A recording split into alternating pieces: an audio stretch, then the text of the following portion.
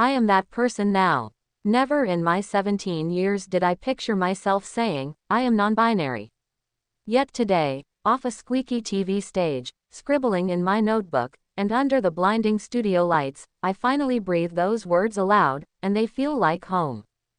Growing up, I adored young Sheldon and played Missy Cooper for 7 seasons. I was the giggling twin, the precocious kid with a wicked one-liner. But inside, I was a jigsaw puzzle, bright, lively pieces knowing something others didn't yet understand.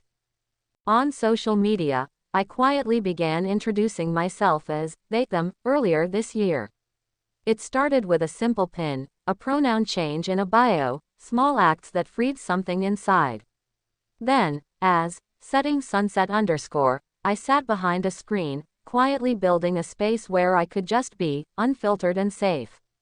That anonymous Twitch stream turned surprising when I revealed my face and my truth. I am them. Yet, stating it publicly, in an interview, was an entirely different universe. It's so cool, I see myself in you. That day, under the flashing cameras, I spoke to Entertainment Tonight. It's so cool because growing up, whenever I would see a celebrity, or whoever, come out as non-binary or queer or anything, I was like, oh my god, this is so cool, I see myself in you. And now, I'm that person. Imagine the spin. Me, the kid on TV, once searching, now being seen. I said, there might be a kid somewhere who's like, oh my god, I see myself in you. That's such an insane thing, because I was in that kid's shoes. That moment wasn't just me embracing my identity, it was a promise. A promise to every kid holding their breath, wondering, waiting for someone to say, you're real, and you're okay. Juggling books, scripts, and honesty. Parallel to this truth, something else blossomed.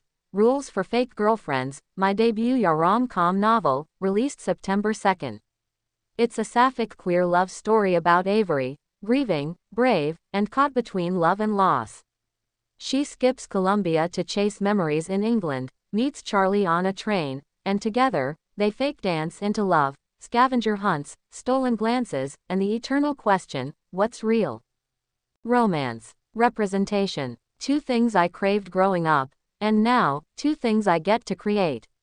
Writing while filming, shifting from set scenes to school assignments to chapters, I learned resilience. I learned that passion doesn't wait for perfect timing, you hold it and write anyway.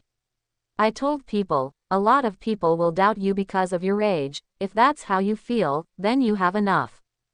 Becoming the reflection. Becoming someone else's beacon, that's the magic. I once looked up and thought, if they can do it, maybe one day I could. Now, those words echo back at me from others privately telling me they feel seen. Whether during my interview or on Twitch or within the pages of my book, I'm out there, saying the quiet words I once needed. Representation isn't just inclusion, it's an invitation to breathe, to exist, to not feel alone. A journey that's just beginning. I'm only 17. I may still stumble over words. But every day I step out, I rewrite what's possible, for me, for others.